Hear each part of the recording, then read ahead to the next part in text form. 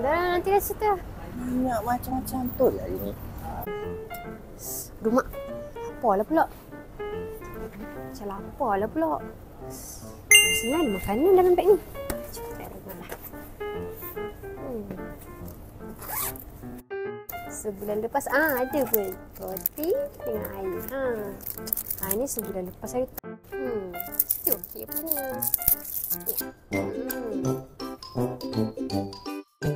Ikutkan aku nak beli kasut. Tapi tak tahu nak beli kasut apa lagi masalahnya sekarang ni. Alah, senang je kau pergi sekedar tu. Aduh, alamak. Sakit perut dah weh. Weh, tak ada sekejap Kau ni, tadi sakit perut. Kau makan apa? Dia ada dua benda je. Sama ada kau makan benda kau bukan ataupun kau makan tak ajak aku. Macam betul lah dia ni. Dah, nanti dah cerita. Banyak macam-macam tu lah dia. Korang pernah alami situasi macam ni? Sebab itulah pentingnya membaca label makanan. Apa info yang kita boleh dapat daripada label makanan?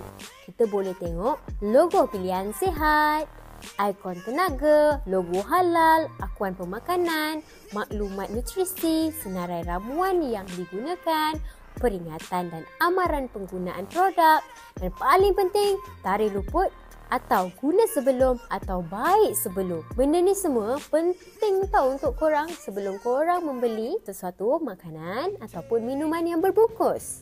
Ingat, jadi pengguna yang bijak tau. Kejap. Jangan lupa follow, like, komen dan share.